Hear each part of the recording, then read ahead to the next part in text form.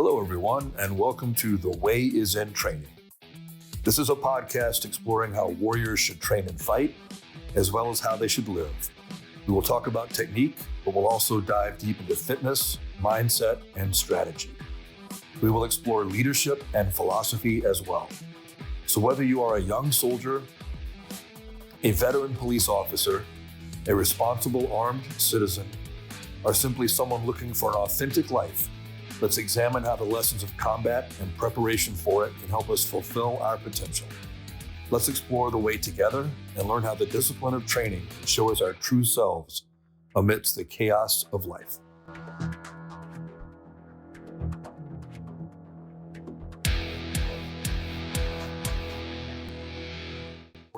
Hey, everybody. In this episode, I've got Bryce Franck, a former professional fighter, really good professional fighter, by the way, a friend of mine, now doing some interesting stuff, it seems like, in the law enforcement training space. So we'll make sure to hit that as well. Bryce, why don't you tell everybody a little bit about your background and, kind of your training and everything real quick? Sure. I'd be happy to, Matt. So, as you know, I was a professional kickboxer for a number of years. Managed to quit myself fairly well in that world. I was a former United States heavyweight champion, and I was a consensus top 3 in the world at one point in time. Also work in law enforcement, and you're obviously very familiar with law enforcement training. I was tasked to be a control and defensive tactics instructor back in about 2001, and I was picked the same way everyone in this space is picked, right? Hey, you're kind of good at firearms. Why don't you teach it? Right.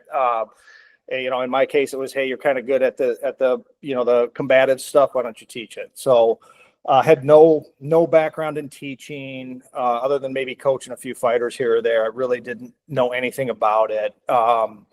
Went through the very standard progression that you're very familiar with, right? You go to the academy, you get certified as an instructor, and then you just kind of parrot that information back. Kind of didn't really believe in the information I was teaching, but I justified that to myself as like, hey, this is the approved curriculum. And over time I just kind of started tweaking things, trying to make things work. I started playing with a lot of the things that we did in professional sports, to try to make learning more sticky, make things that people could retain a little better and more effective. And that was just a multi-year journey for me. So currently, for the last 10 years, I have been in charge of the training division for a medium-sized sheriff's department in Illinois. We have about 135 patrol deputies, about 180 correctional officers. So I'm responsible for the training of both the pre-service and in-service training for that agency. So that's kind of a little bit of who I am, or I guess a little bit more of what I do than who I am. But so your fighting background, I seem to remember you were like predominantly kind of a Muay Thai trained guy, right? I mean, I know you did other stuff as well, but that was kind of your main focus, wasn't it? Yeah, I was unfortunately, timing was not perfect for me in pro fighting. I was kind of a little bit late for the kickboxing boom in the United States and a little bit early for the MMA boom. I had my first exposure to professional fighting with Pat Miletich, former UFC champion. Yep. Pat Miletich. I had gotten exposed to Brazilian Jiu-Jitsu with him in the mid 90s. And then eventually ended up moving back here to Illinois, and there wasn't really anything around back then. You'd have to travel 2 hours to find a blue belt somewhere. Ended up finding Muay Thai and kickboxing, and I trained with Duke Rufus up in Milwaukee for a number of years, and I just kind of put grappling to the side as I pursued that. And then eventually kind of came full circle, because when MMA did get very popular here, I started having a lot of wrestlers and grapplers come to me to coach them on striking for MMA. And, that kind of brought me full circle and started grappling again a little bit. And then I did 3 pro MMA fights kind of towards the very end of my my kickboxing career, when those kickboxing opportunities were really, they were really drying up, unless I wanted to move to, to Europe or something like that. And I had a, Right. young daughter and a career and all that stuff. So I wasn't going to do that. Yeah. So then, worked with the MMA guys a little bit, and eventually, these days, I don't, I'll still hit the bag or the pads a few days a week, but really very, very heavily focused on grappling now, Brazilian Jiu-Jitsu, and compete in that pretty frequently. I try to prevent getting hit in the head anymore. Yeah, we talked about that a little bit before I hit record, and I kind of wanted to share a funny story with you. So Sure. I got an MRI done, and I fought when I was a teenager, and it was just point tournaments, right? Yeah. But back then, like, I'm pretty old. Back then, point tournaments were pretty rough. Like, it wasn't. Yeah, it was a different world back then. Yeah. Yeah, it wasn't the strip mall for 8-year-olds. You know, like, I was the youngest guy by far in these tournaments, right? Yeah. Yeah. So I got my bell rung a few times, and then I joined the Army, and there was a couple of IEDs and a helicopter crash or two, and some other stuff. Yep. So I'm telling all this to my doctor at the VA, and they're like, we should do an MRI on you just to check, right? Just to make sure that you don't have any TBI that's messing anything up. So I went down there and I did the MRI and everything, and and like, somebody our size doesn't even really fit in that machine. Right. Like I'm in there and my shoulders are all cramped up and I'm laying there like this, and and I'm not by nature a claustrophobic guy, but that thing will make you claustrophobic if you're 6'3". Yes, it will. Yes, it will. And I have shoulder issues now. It's like my shoulders are starting to kill me, and I'm laying in there, and you get the machine going walk, and I'm finally done. And they're like, okay, we'll have your results, in a week or two. And sure. I'm like, and I'm not even worried about it, right? Because I'm not even thinking about it. And I go home, and they reach out to me in a couple of weeks, and they're like, hey, so you've got evidence of a mild TBI. So you should talk to your doctor about it, and make sure there's nothing preventative you need to do or things you need to look out for. Yeah. And me being me, like, I'm the knuckle dragger. What do I know about, neurological science or neurosurgery or any of that crap, right? So I'm like, mild TBI, that's great news. I knew I had something, but mild is nothing. And then I hit the Google machine and looked up what mild, moderate, and severe TBI actually mean. Yeah, never go to Dr. Google. And I'm like, severe means you're a vegetable. Like, minor means you're, like, totally disabled. Mild is like, mild isn't mild. Yeah. No, and we just, Matt, we didn't know anything about that stuff back then. No.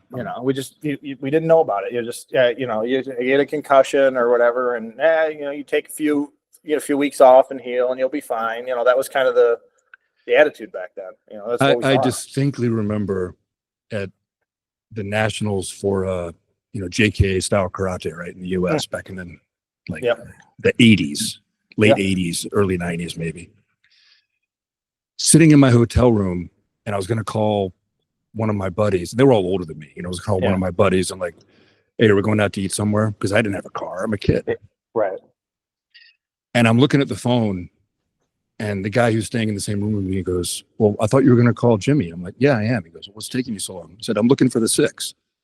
He goes, what do you mean? I'm looking for the 6 on the phone. And he goes, well, it's after the 5 and before the 7. I'm like, oh, okay, there it is. Yeah. And I didn't even think anything of it then, Sure. It was a funny story then. Yeah. And now I'm like, maybe some of that stuff wasn't so great for us. Yeah. I do know a few people that have, we're way out of my wheelhouse here now, but I do know a few people that have kind of gone through some alternative treatments, doctor prescribed, but alternative treatments with things like psilocybin and stuff, like microdoses of psilocybin. And had some pretty good results. I don't know if it's placebo or not, but I've been looking at that myself, to be honest, and I don't think it's placebo. I think there's something to it. Sure. And it's interesting to me that the VA is actually looking into that officially right now. Like, psychotropic medications for veterans. So good. Yeah. No, I don't know if it's placebo either. I just say that so that trust the science people don't yell at me. So, well, I do know that some people I do know have had some pretty, for them, some pretty promising results. And obviously that's part of more of a full treatment plan. Full spectrum. Too. Yeah. So, yeah. So it's hard to isolate, but yeah, no, that's something I think I'm kind of interested in pursuing. I actually it's funny. I was talking with two Green Beret buddies of mine, and I were actually like kind of never seriously made the plans, but we were talking for a while about doing the ayahuasca thing. Mm-hmm.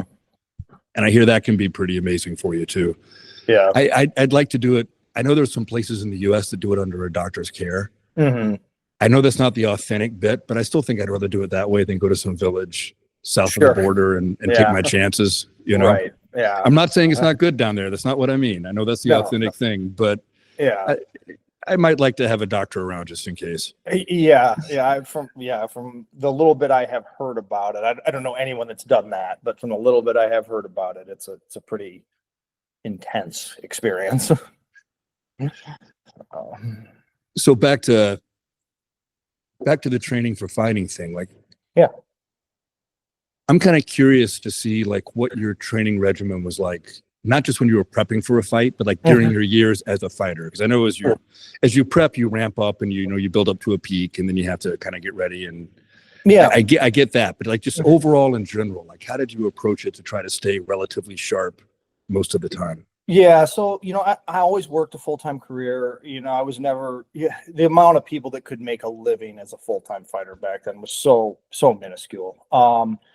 And so I always did work a full-time career. So what I found worked best for me was, even though I was trained in Muay Thai, I trained a lot more like the Dutch kickboxers did. Those guys are beasts. Yeah, shorter sessions. For the most part, most of my sessions were probably about an hour and 15 minutes, hour and a half, a lot of, I guess what you would call situational sparring. I would do a lot of things in sparring to kind of handicap myself. Hey, you can only use the jab this round, or, your whole objective this round is to set up the right low kick, or something like that. I would, I'd play those types of games. It's usually, sometimes my coach would set them, but a lot of times I just set them myself. And I don't mean to interrupt, but I got to say for a second, because Paul and I were actually talking during his appearance on my podcast about just you doing just that. Because we were talking about like interleaving training and how to make that work. Yeah. And you came up when we were talking about just that. So like, that's something that I'm really fascinated by, that as a training paradigm for pretty much any athletic skill. I think it's really underutilized, but I'm sorry, keep going. Yeah, no, 100%. If you can, and to me, the biggest thing I think was my mindset. I was very workmanlike in practice. I was almost like I was punching the clock. I'd show up, I'd do my work, I'd leave. Gym wasn't social hour for me. But I would set very clear intentions on what I wanted to do in not only over a session, but in given rounds, even, in given rounds within a session. I'd set very clear intentions on what I wanted to do, and that was how I determined how successful a training session was. So a lot of guys were kind of like, oh man, I really kicked ass in sparring today or whatever. I always said if somebody was actually in the gym scoring a lot of my sparring rounds, I probably lost a lot of them, because I was working on very specific things, and I gave my sparring partners the latitude to do whatever they wanted, but I went 6 years, Matt, without losing a round in a fight. Yeah, that's pretty impressive. Yeah. So, and I wasn't the most active fighter in the world, because I did have a full-time job and stuff. So I was usually fighting 3-4 times a year, so I wasn't some of these guys that were fighting, once a month or anything like that. But, that was a big part of it. I was always setting an intention, and I was always working on that intention and training. And the other thing is I tried to never get far out of shape. Naturally after a fight, I would, I'd coast for a little while or whatever, or maybe even take a couple weeks out of the gym completely. But I did not take long breaks. I did a lot of film study. So even a lot of times when I wasn't doing a lot of physical training, I was still training the brain, right? Just your fights or other fighters too? Usually and I still do the same thing today in Brazilian Jiu-Jitsu. Generally what I would do is I would find somebody that did something I really liked a certain part of their game. Yeah. Yep. And I would study, I would go on a 2-month time period where I was studying Ernesto Hoost or Rob Kamen, or, and it was just like all I would watch was like Rob Kamen fights or Ernesto Hoost fights, or, or whatever. And then I would, really kind of start trying to, in essence, mimic those things, and bring them into my game. And as far as, volume of training, the way the Thais train is great for the Thais. They're 2 sessions a day, multiple hours of training a day, but they're also in their late teens and early 20s. They're a dinosaur at 25, 26. I was 24 when I started, so, and I had a full-time job. So generally for me, the way a training week kind of broke down for the most part would be about, 4 to 5 skill sessions a week and about 2 strength and conditioning sessions a week. That sounds about right. I wanted to ask you about something you mentioned too, because I think this is, and I by no means have your athletic success in my life, but I've always tried to train like an athlete, and I did some pretty athletic jobs, plus the competition. Yeah. And I always found it like one of the things I hate in shooting training, like I hate it. I hate it in law enforcement training. I hate it in SWAT training. I hate it. It used to be said in special forces training. Thank God they stopped saying that long before I retired. But that whole train like you fight, because nobody who's successful at fighting trains like you fight. No, that would mean you'd be sparring all out all the time. Right. Like that's not, sparring is training. It's not a competition. Right. And I love the fact that you said you weren't trying to win the sparring bouts. You're trying to learn. You're trying to train in the sparring bouts. You know what I mean? Yeah. 100%. Yeah. And I don't know why people don't, like, there are SWAT guys, trainers, right? That they want their team to put on every piece of kit every time they shoot. And every shooting session's got to be, an exact duplicate of what you might do in CQB. Yeah. Right. And it's like, there's skill exhibition and then there's skill exploration. Right. And people confuse the two things, I think. Yeah. And, I think representativeness is very important for training, right? Making something like, like the real world. Representativeness, is very important for training, but, we can chunk this out, right? We can make smaller pieces, where you're just, it's representative, but you're playing in a very, very narrow lane. Right. Every other sport does this. The NFL does this. The NBA does this. Major League Baseball does this. The guys that make millions of dollars to play on their athletic performance. Do this. But, we act like, again, you got to put on the full kit and everything. And it's got to be, that's sparring. That's like full free sparring. That's what that is. And that's a great skill tester. At times it can be a great skill builder, but if you have, an area that you're maybe a little deficient in, like let's focus on that channel, right? Well, and like this, like say, for a fighter, if every sparring bout is a competition, you're not going to work on your weaknesses. No. And because you want to win. Because you want to win. Right, exactly. Hey, nobody ever paid me for a sparring session. They paid me to fight. They never paid me for a sparring session. You said, when you talked about weaknesses, one of my favorite quotes ever was from the late, great Louis Simmons, powerlifting legend. Yep. Train your weaknesses and you will become strong. Yeah. Yeah. And again, and I think there's an ego thing to that for a lot of people. That's the best I can come up with, right? Is that there's an ego thing to that for a lot of people. Even now, I'm 50 years old now. I've had 4 knee surgeries. I've had Achilles surgery. I've had elbow surgery. I've got neck issues. My nose has been broken 6. I hurt, right? Things hurt on me. You understand this, right?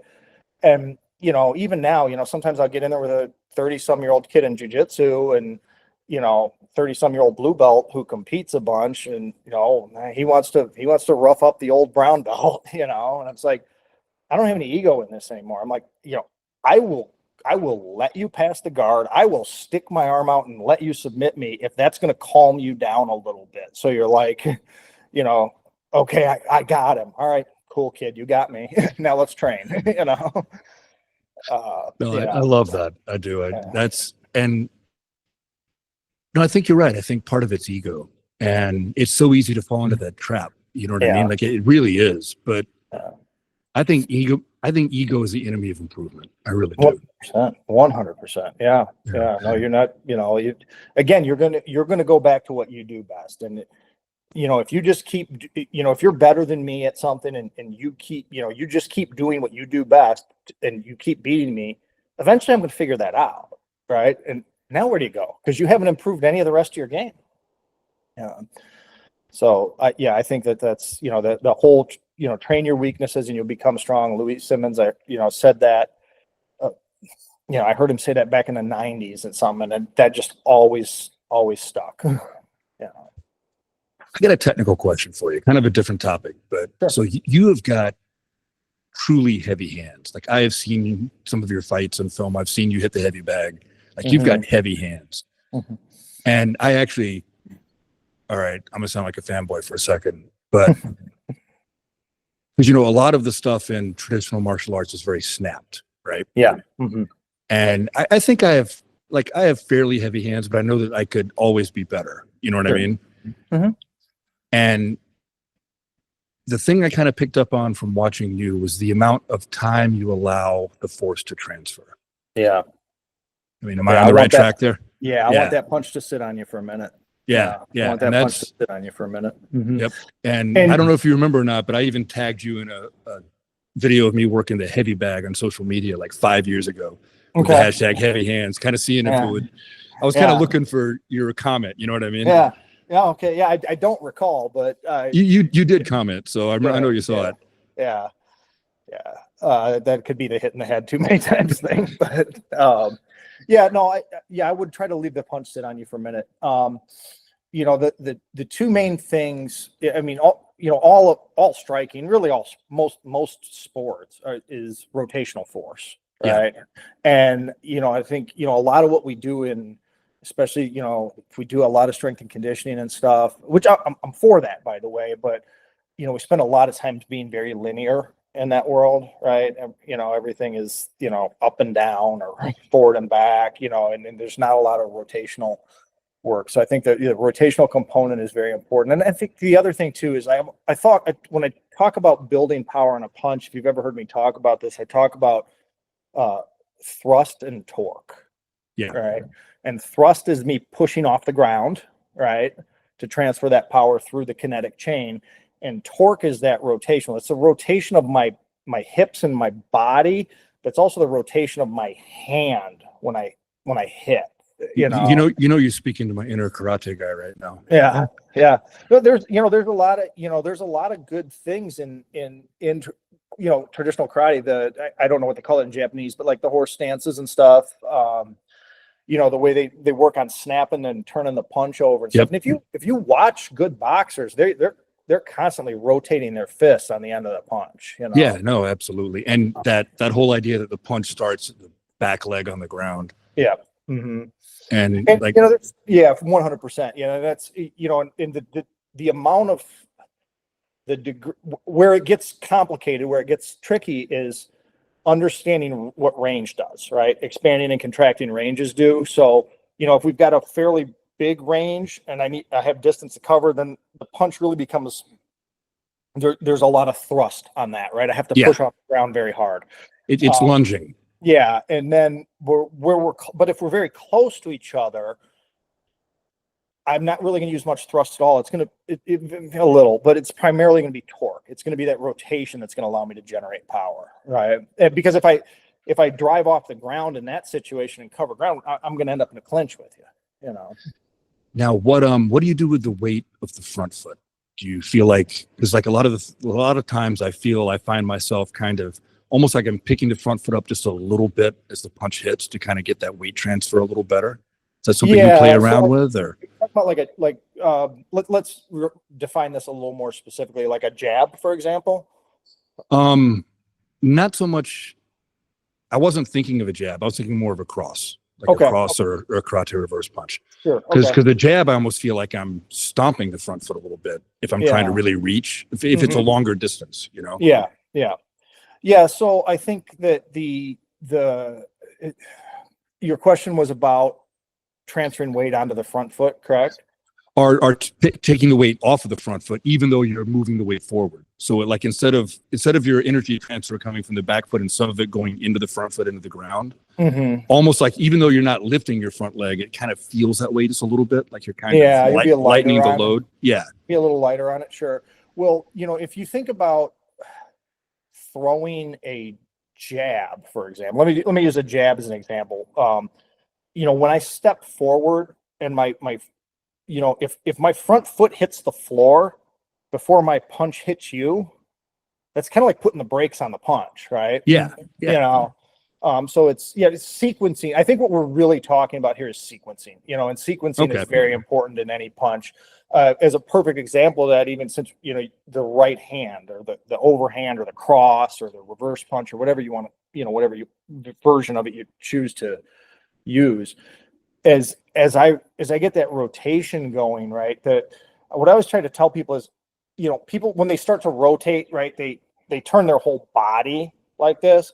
What should happen is I should start to rotate. My fist should stay back behind me a little ways and then slingshot forward at the end. Think about a batter. If you watch a batter hitting a ball, right, he steps and he starts that rotation. The bat is distal. It's still back here, right, before that bat comes through. He doesn't bring the bat through with his body. It comes through after his body. I had an old school karate shihan, American, but like old school, like, started training in the 60s. Tell me pretty much the same thing. And he said that you should feel like your hips are a catapult and your fist is the boulder. Yep. 100%. That's a like the old trebuchets where the boulder kind of lags and then it slingshots out and sails off. That's a great way to describe it. Yeah. And obviously you don't want that chambered on the hip, classic martial arts position, but sure. But the body mechanics, I think, like the principles translate really well. They're just overly done in a lot of the classical stuff. Well, if the old school karate guys were, they were capable of punching very, very hard. There's, I don't know if it's true or not, but there's all these legends about Masayama. And the bull. The bull. But the fact is that these guys could punch very, very hard. What they often lacked was a little bit of that fluidity that like a boxer or a Thai boxer or something will have, And I think that came from, well, we would probably fill an entire 2-hour podcast on where that came from. But, I think people started to confuse the medium with the message. You know what I mean? They looked at the kata and the classical basics, the kihon, and they started thinking that was the way you fought instead of those being training tools to get you to understand how to use the body, I think. Right. Yes, 100%. But the sequencing of the punch, the way you use the body is very important. And you're right. I did kind of let the punch stick on you a little more. And the other thing too is placement, right? Like placement of the punch. Like I understand if you have your guard up like this, right? How and where to hit on that guard to sort of break your structure, Now, would you attack the arms themselves? Oh, 100%. Yeah, 100%. All right, I'm telling myself again for being a jackass when I was a teenager. So if somebody, remember these were point tournaments, right? Yeah. But if somebody could cover up really well, I just punch them in the elbow as hard as I could. Yeah. Like I didn't get a point for it, but they always looked at me the same way. Like, what's wrong with you? Like they knew that that hurt me almost as much as it hurt them. And the fact that I didn't care and I'm this crazy wild-eyed kid, it usually like kind of took them off their stride a little bit. Sure. Yeah. But if you could, you can hit the cover in the right places, like where the wrist flexes here is a lot of times where I would aim, because the whole structure of of the arm would collapse when I hit them, Now, would you do the same thing with your kicks? Would you attack, like, if they're like checking your kicks like Thai style with their legs, would you try to do the same thing and try to attack their leg? Or Yeah, that's you don't really try to kick through a shin. That's yeah, it's kind of tough. Shin to shin is, the big thing with the kicks was don't kick hard when they're in a position when they can block. I would only kick hard when you're in a position where you couldn't block. I would, again, that's it, sequencing, knowing how to turn everything on and off at the right time. If I knew you could block, or if you were in a position where you were starting to block, I didn't put the jets on that kick. I just kind of let it bounce off your leg, as opposed to, hurting my own shin trying to blast through it. Yeah, no, that makes total sense.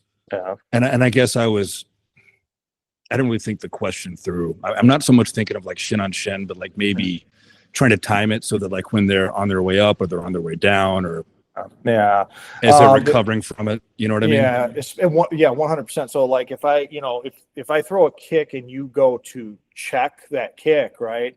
A lot of times what I would do is just kind of, and Ernesto Hoos was fantastic at this. I would bounce the kick off your shin, and then I would throw, like, for example, a left hook to your shoulder to knock your leg back to the ground.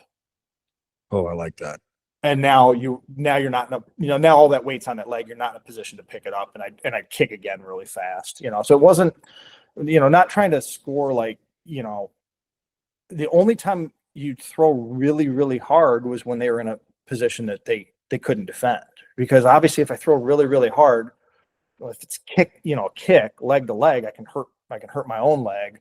It's a punch, maybe I can hurt my hand. That's certainly possible, but you're gloved and you're wrapped and everything. But you're going to end up out of position. Yeah. And I don't care what kind of fighting you're talking about.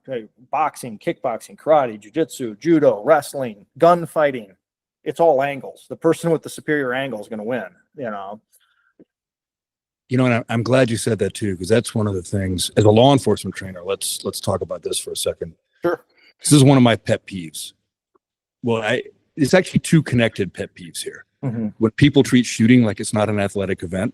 Yeah. And when people treat gunfighting like it's not like every other kind of fighting, just with a different tool. Right. Because it's not just about who's the best shot. It's also about, capturing their timing, the psychological effects, pushing them off their game, forcing them to, fixing them and flanking. All the things you would do in a ring are, what I'm trying to say. 100%. Like all those mental aspects and strategic aspects that go into a fight.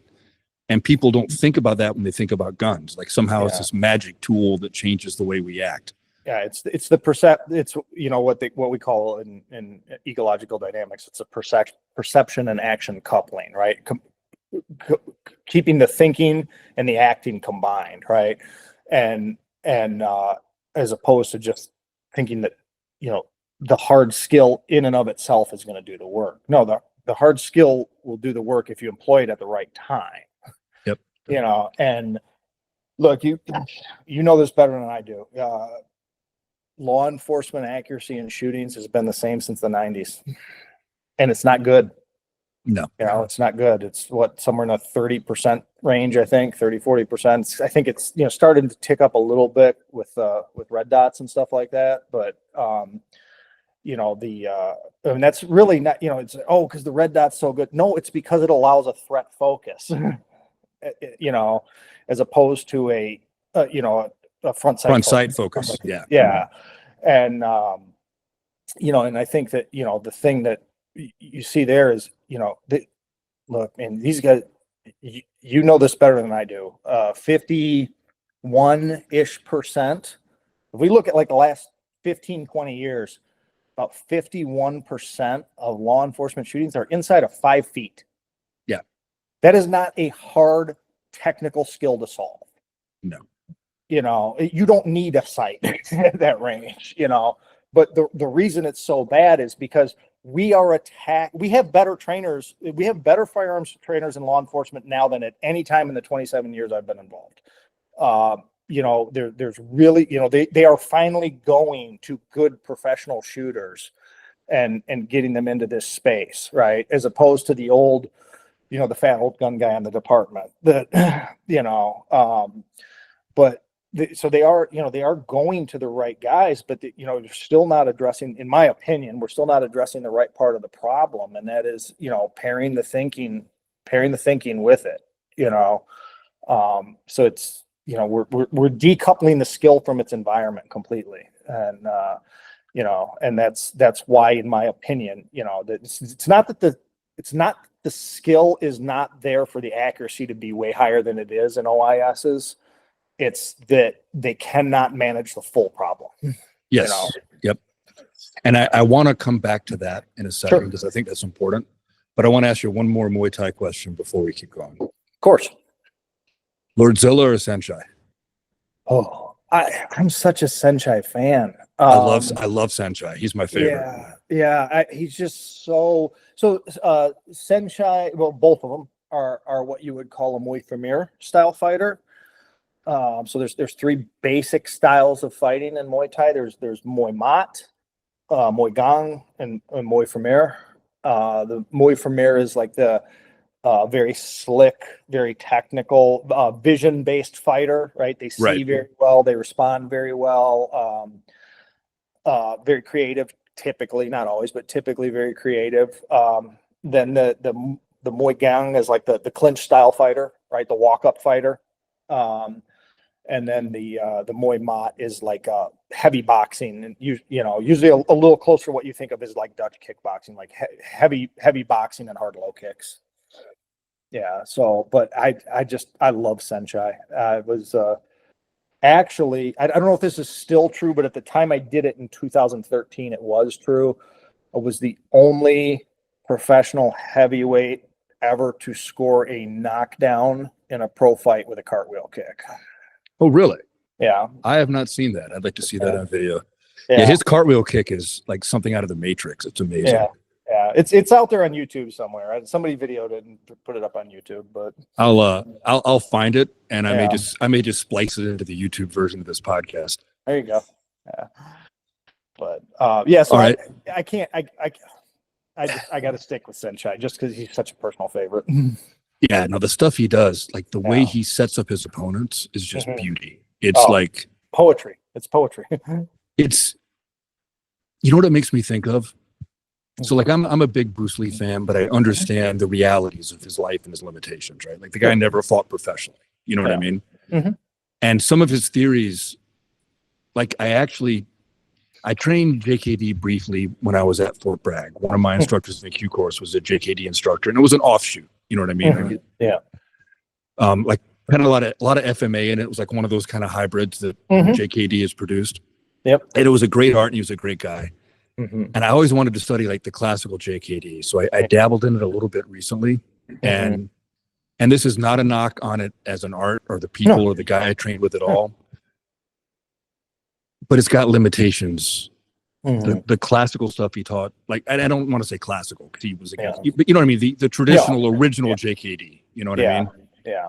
Just because he didn't spend enough time in a ring, I think. Like, it wasn't that he wasn't a great athlete or that he didn't study fighting and understand fighting, but I think that, like, Senchai, like, some of the ways he sets up attacks are like what Lee was trying to figure out.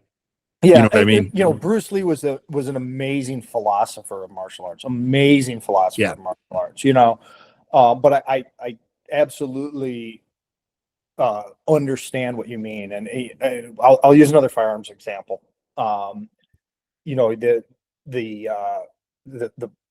firearms instructors that set up these sometimes these academy curriculums, they unfortunately they're good. There's nothing wrong. Their skills are good and their instructional abilities are good and stuff. But sometimes they set up these, it's almost becomes like a mental masturbation. Like they spend so much time in the training room and no time in the actual world. Yeah. Right. And I remember at one point in time, like the one of the academies was around us here was teaching. They were teaching to draw in something like 11 or 14 steps or something like that. Oh, I remember this. Yeah, I remember this. Yeah. That's four steps tops. And and I'd argue for about two. Yeah, it's pretty much grab the gun and point it at the bad guy. Like Yeah. I mean, there's nuances and subtleties to Yeah, it, sure. but if you have Yeah. steps, those are the Yeah. steps. Yeah. And, but I think that, sometimes when you spend, and, I try to be, this is why I still compete so much in grappling and stuff too, is I try to be, not, not fall prey to that, right? Of just being the Yeah. training guy that just only lives in the training world, and it starts getting like super theoretical and it starts to lose its real world application, Well, and I think like before MMA, that was the state of martial arts. You know what I mean? Like you didn't have, there was no sporting application that was well-rounded enough to really encompass everything.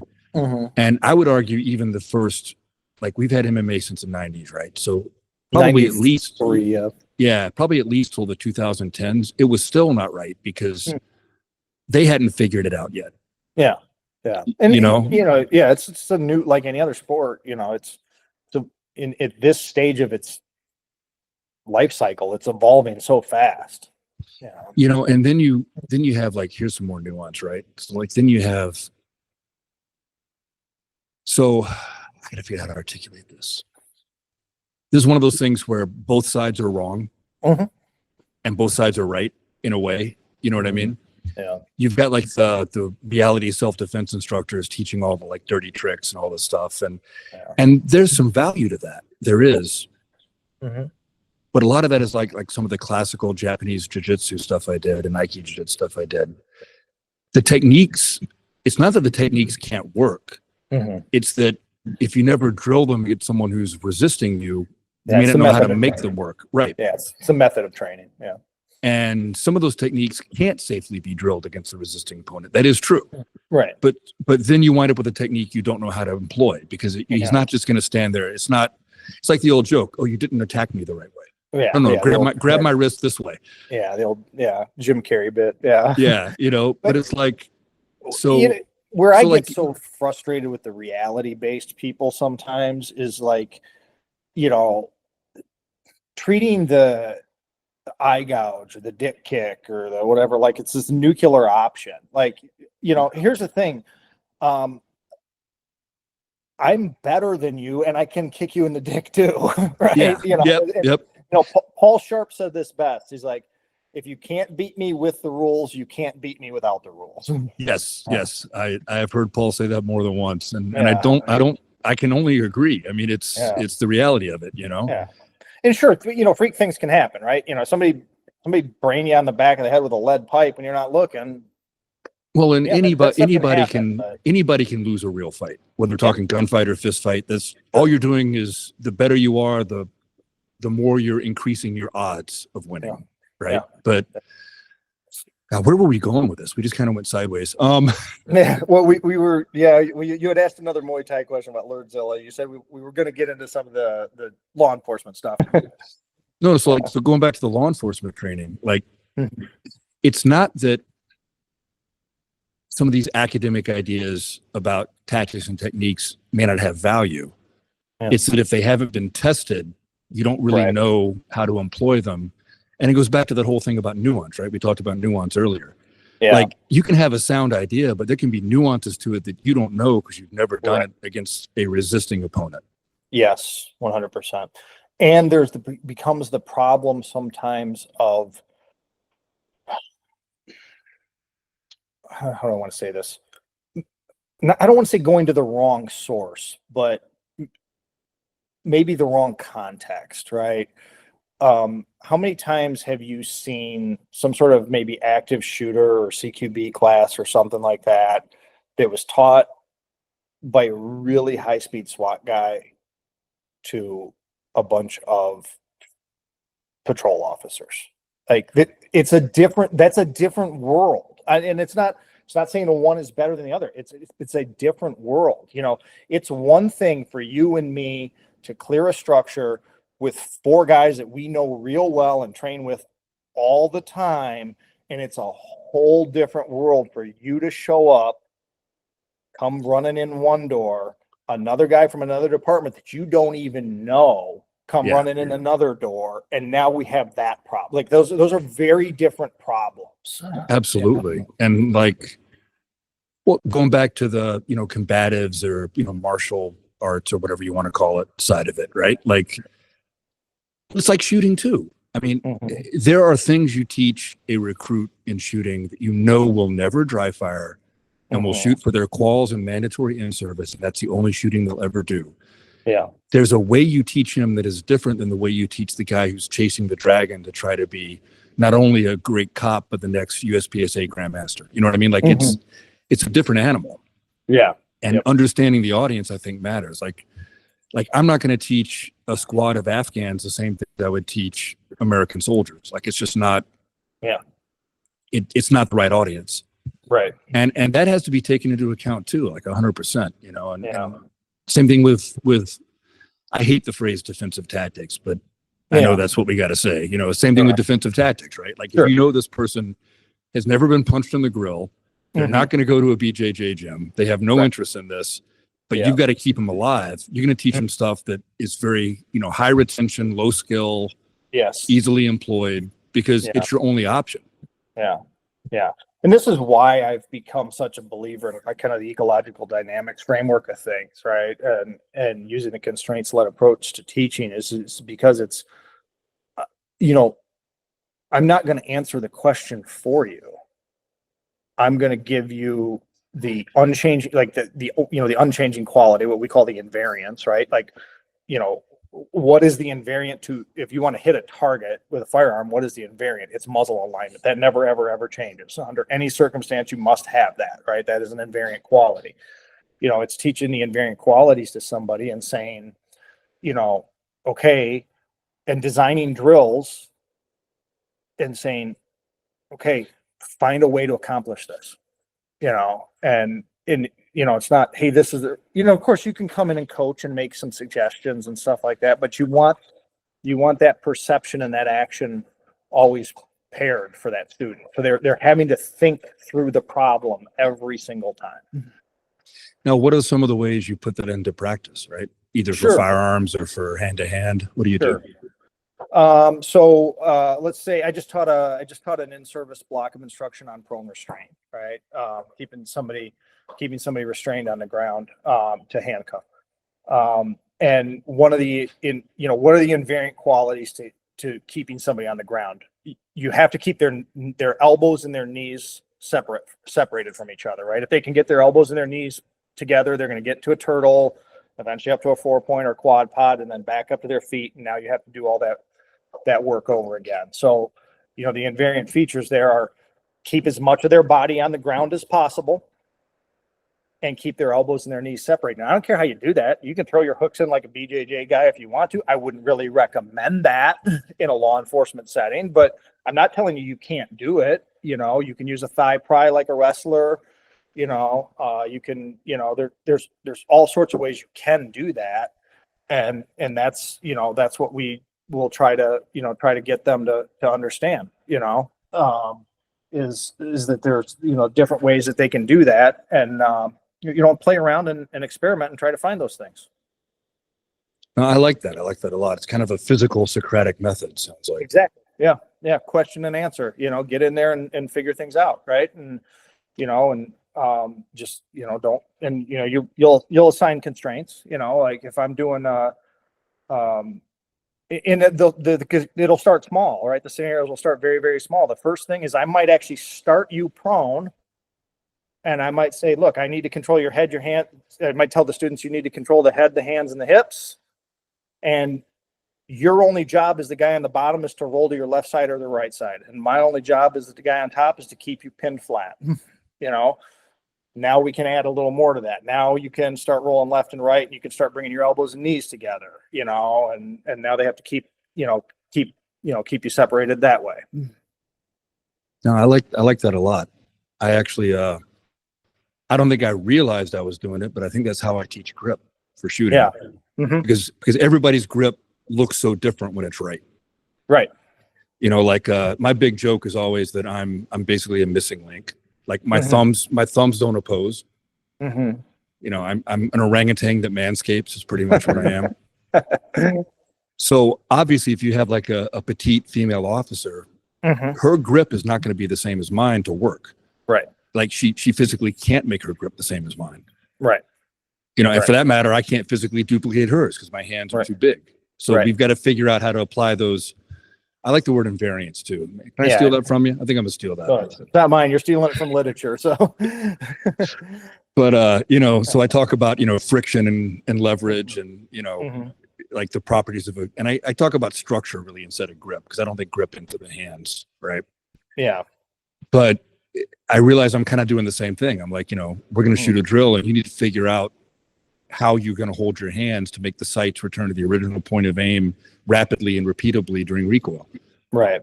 Which is really all you have to do. Right. Yep. Yeah. And, therein lies the problem, right? Especially if we just do everything on a range and square stances and, without movement and, non-opposed. All of a sudden, hey, you got this great, isosceles style stance or whatever, but how often you ever see a shooting happen in that stance? It doesn't. But those are the types of things that you can only really find out, one, when they happen, which is pretty high cost, or two, when you can start putting in people into scenario type exercises and starting to see what emerges, what comes out, what are the things that happen over and over again. One of my a guy that runs a less lethal company out of Canada, he had done some really interesting stuff with some force on force work that they were doing, where they had a guy come out from behind a pillar and present either like a phone or a weapon at the officer. And, the guy'd come out to the right, he'd come out to the left, it was a little different every time. And what they started finding out was that the officers naturally started moving, right? They did not stand still. They naturally started moving, so now we're not dealing with a shooting problem. We're dealing with a moving and shooting problem, right? And the other thing that they started to see, and this is not going to be a surprise to you, but it might be to a lot of people, is if they were a right-handed shooter moving right, they were operating with two hands on the gun. If they were a right-handed shooter moving left, they were operating with one hand on the gun. And the guys looking at this like, shit, we've never really trained people for this, because we do it all in lanes on a range. Yep.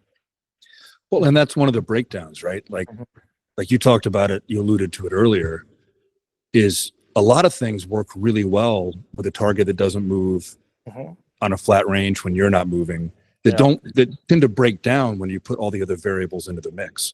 Yep. So 100%.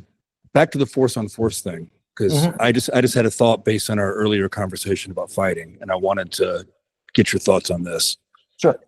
One of my biggest gripes with force on force is that it's almost always done solely in scenario based things instead of in drilling and sparring. Yeah. And like one of the things I did with Chicago SWAT when I was there was I would do drilling and sparring as well as scenarios. I'm not saying don't do the scenarios. It's like we talked about earlier, I'm not saying don't train like you fight some of the time. I'm saying don't train like you fight all the time. Right. 100%, and you can make those. I'm sorry, go ahead. And things looked very different during the quote sparring sessions with simunitions than they did in the scripted scenarios. They were a lot more real. 100%. And and I think that's the thing is like I would kind of this is where terminology gets tricky sometimes, but I would kind of define almost everything I do in training as scenario exercises, but they start as very small scenarios and then they get bigger and bigger and bigger, to eventually at the end of the day, maybe running a full scenario, but if we're going to run, something with CQB, we could run, you could run a bunch of sort of mini scenarios where you're going to tackle a corner fed room. Yep. Right. In a single officer corner fed room, and we could start with one threat in the room, and then we could start with a threat, and then add like a threat and one or two unknowns in the room. We could change the configuration of the room. We could just there are all of these very little things that we could do to get rep after rep after rep. If you're looking at these would be minute long reps. Minute 2 minute long, probably a minute long rep at most. So you are doing a scenario, you are having to make decisions and carry out actions, but it's small. You're not running chunking headlights. You're chunking it. Yeah. And then maybe we do an hour of corner feds, and you get 20, depending on how many people you get 20, 30 reps in an hour of tackling a corner fed room, and then now we're going to go to a center fed room, and now we're going to go to maybe approach to the building, and and all of that type of stuff. And then Pete Blair from Alert, Dr. Pete Blair from Alert has written a lot about this stuff, and is really value the work he does and the research he's done on this type of stuff. But there's so many options out there that are somewhere between a static rep with no resistance and a full-blown scenario. Yep. More like your sparring sessions where you're focusing on one thing. Absolutely. Yeah.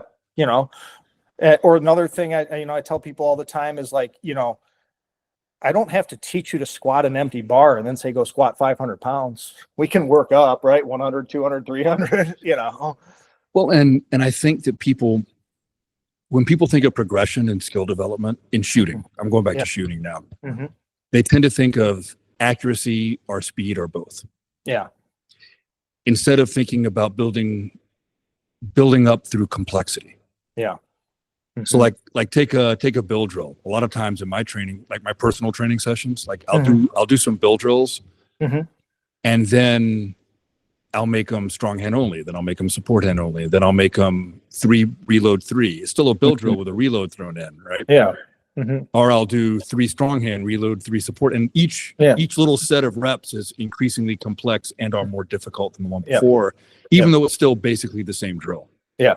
Yeah, that's variability, right? We're looking for variability of practice.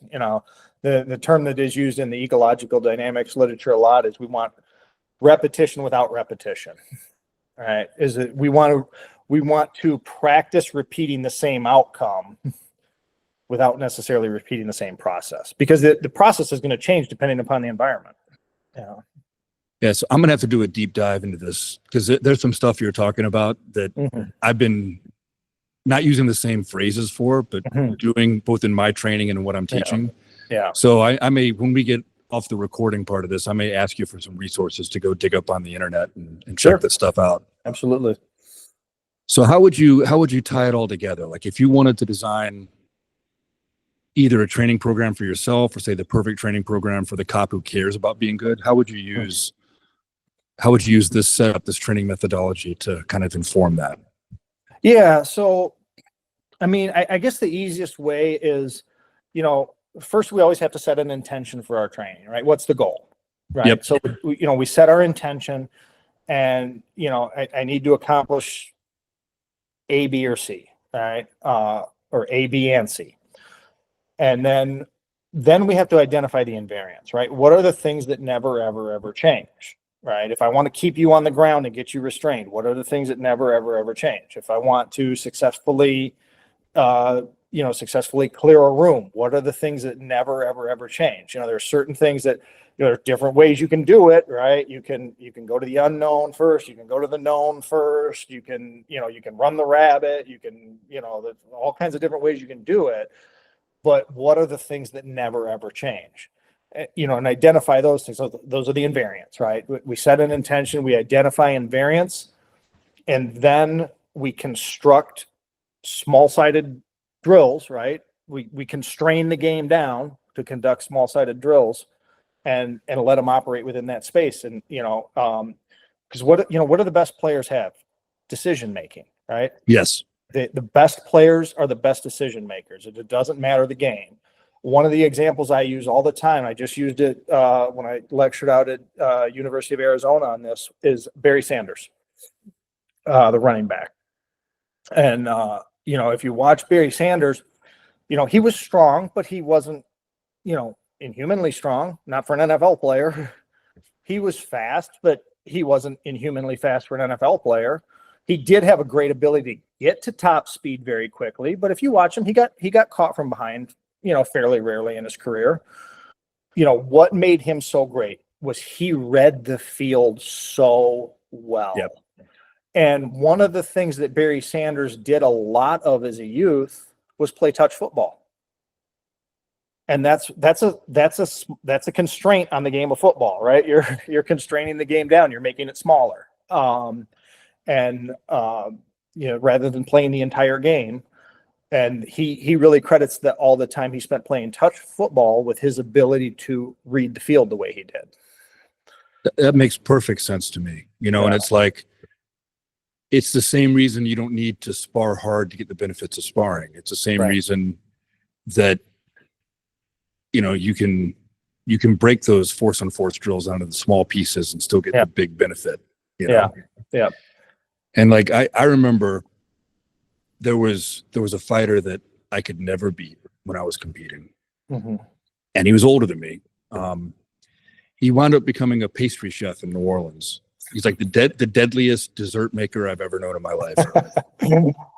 But it used to make me crazy because he wasn't as fit as me. Mm-hmm. His technique wasn't as refined as mine. Mm-hmm. I was pretty sure I was faster. I mean, we couldn't, time it, but I was pretty sure that my techniques were faster. I had faster hand speed. Yeah. And I couldn't touch the guy. Yeah. And as I get older, I realized it's because he knew everything I was going to do before I did it. Yeah, he could read it. He could read it. Decisions faster. Yeah. Yep. He made this, and that's the best, it's what we call game intelligence, right? The best performers have game intelligence. They can read the field of play faster than anyone else. And what we're trying to do in training, whether it's martial arts training or firearms training or law enforcement training, is no different. We're trying to teach you to read the field faster than anyone else. Well, like go back to my trivia question about your favorite Muay Thai fighter, right? Mm-hmm. And going to your second favorite, going to Lurzilla. Mm-hmm. I mean, plenty of people can move the way he moved in those evasions. He's not moving that fast. No. But he knew exactly where that guy's hands and feet were going to be and avoided it with the minimum amount of movement. He was showing game intelligence. Yes. It's expert pattern recognition. Yeah, and that's exactly what it is expert pattern recognition. All right, so what would be your recommendation for either defensive tactics or gunfighting to develop that? How would you say people should develop that? Yeah, again, and I hate to sound like a broken record, but it's there's no, the real secret is I want you thinking and acting in every, all the time that we spend in training. I want you thinking and acting, because really ultimately we're trying to make a better decision maker, right? Yeah, got to solve. I always tell people I want them to be able to solve problems with a gun. Yeah, and so we would certainly with firearms training, you're going to have to spend some time on a static range. There's no way around that, right? There's technology is getting pretty good with a lot of this stuff, but we cannot accurately simulate recoil and all that stuff with simunition pistols or anything like that. So you do have to do a little bit of that, but it's as soon as possible, start introducing a lot of variability, right? Start making them solve problems over and over again, right? One of the ones I said, I put some guys in a drill about a week back in a training class I was running, and I said, put them in like a pummeling position, right? Like in wrestling. Okay. Yep. Yeah. Each guy had one underhook, and I said, okay, your objective, each guy has the same objective. Your objective is to get 2 underhooks and connect your hands around the person's body. Whoever can do that wins, right? And all of a sudden they're pummeling, right? Like I don't need to instruct them any more than that. They start pummeling, right? They start figuring it out. And it's not, in the beginning, it's not super pretty, but it gets there fairly quickly, and, I'm paraphrasing Pete Blair again here, but pretty training creates confidence. Messy training creates competence. And we want competence, right? So if I gave another drill where I say, hey, you're going to start in this pummeling position. Your objective is to get both of their hands under control and get your ear to their shoulder, right? Why ear to their shoulder, right? We're starting to establish a dominant angle in that position. Right. I'm facing you and you're not facing me, right? So, and then, naturally they start fighting over this. They're trying to control hands. They're trying to control hands. They're trying to control hands. They're trying to get ear to shoulder. And at some point I stop and I say, hey, what are your two objectives? Control hands, get ear to shoulder. Okay. What order do you have to do them in? We have to control hands. We have to get ear to shoulder. I said, why? I never told you the order you had to do it in. I just told you those are the two things you have to do. Try different things, Yeah. And, and so that, you're making them think, it should be messy. It should be ugly. It should be a little sloppy. I want them to leave feeling like, I don't know if I quite have this. Because usually when you leave feeling like, man, I got this, how many times you were a firearms instructor in your agency, I believe. How many times did you run somebody through, maybe you had somebody who's a little bit of a problem shooter, right? You run them through an 8-hour block of training, and man, they are so much better at the end of that 8-hour block of training than they were at the beginning. And then 3 months later, they come in to qualify and they either don't make it or they barely make it, right? It's like, what happened? You were so much better at the end of that day. That is a performance improvement based on repetition. That is not learning. And that's something I've been thinking about a lot lately when it comes to like randomizing and interleaving training. Mm-hmm. There's do you know who Eric Graffel is? I do not know. Okay, so Eric Graffel is arguably the greatest action pistol competitor that's ever lived. Okay. It's really annoying because he's French, but I'll forgive him that because he's a nice guy. He does all of his training like basically randomized with increasing complexity and interleaving, like every single bit of it. Yes. And what he talks about a lot, and I've never trained with him, but like, Les has trained with him, and I know some other people that trained with him, and they all tell me the same thing. They're like, same thing you just said, it's messy. Yeah. Like you leave looking sloppy and messy and feeling kind of a little wrung out to dry, right? Yeah. Yep. And then the difference is you retain the skill improvements. Mm-hmm. They don't leave you the same way as block training does. Right. And I was talking to another buddy of mine, Rob Epifania, who's really big into this. And he actually was citing some studies to me where they studied this. Mm-hmm. And the block training gets a better improvement during the training session and a much lower retention rate. 100%. Whereas the interleaving randomized training gets a much lower improvement during the training session and a much higher retention rate. Right. 100%. And the other strength of the randomized training is it doesn't have to look exactly like the training for the skill to carry over. Right. Yeah. Because they're building the tools. They've got a better tool in their toolbox, not just it's not like the old martial arts book where it's like, if you grabbed your wrist in a cross-hand grab, step A, step B, step C, right? It's not that. Break the wrist and get your grip back, right? Yeah. Get your wrist back, rather. Yeah. Or like to quote Bruce Lee again. Remember he talked about living versus dead techniques. Yeah. Mm-hmm. Those are dead techniques, and the randomized stuff is living. It's alive. Right. It's got intention. It's not just a set of pre-planned responses. Yeah, 100%. And that's we want people to repeat outcomes, not techniques. I like that too. I'm gonna steal that too. Yeah. Yeah. Well, again, I'll still say I learned it from you. I'll give you attribution, but I'm definitely stealing a lot of this. That's great. The better the training gets out there for everyone, the happier I am. So well, speaking of which, real quick, because we're over an hour already, why don't you let everybody know how they can reach out to you if they want a class? Sure. Probably the easiest way is just hit me on Instagram. It's just my name, Bryce Franck, BryceFranck. My training company is F2 Training Systems. And I have an Instagram page for that too, but I honestly don't use it a lot. But I'm not, or LinkedIn too. They can find me on LinkedIn at my name, Bryce Franck. LinkedIn's probably a good place for that stuff too. So that I'm trying to be better with the socials on this stuff, but yeah, it's not my thing. So Yeah, it's funny because I think I've gotten pretty good at it, but it's my least favorite part of owning this business. Yeah. Like it really, if it was up to me, I'd use social media to talk to my buddies and that's it. Sure. Like but that's the reality of, 2025 and being a trainer. You have to put it out there. 100%. Yeah, I agree. I just, and the other thing too is I probably, if doing that type of stuff was solely how I made my living, I'm sure I would figure it out, but I do still work for a department and all that stuff too. Yeah. So kind of, not in a point where I like have to make my have to feed myself that way. So, yeah, but yeah, I do, I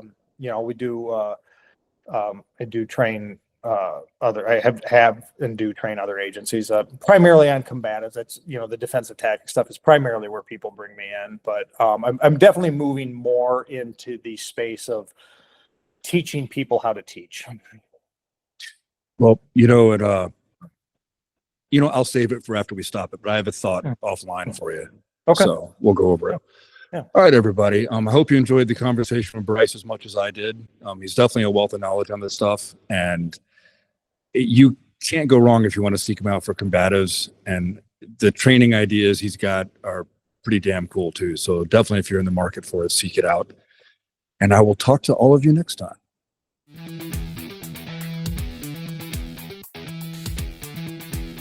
Thanks for tuning in, everyone. I hope you enjoyed this episode of The Way is in Training. Please come back again as we explore how training makes us better at our craft and better in our everyday lives. See all of you soon.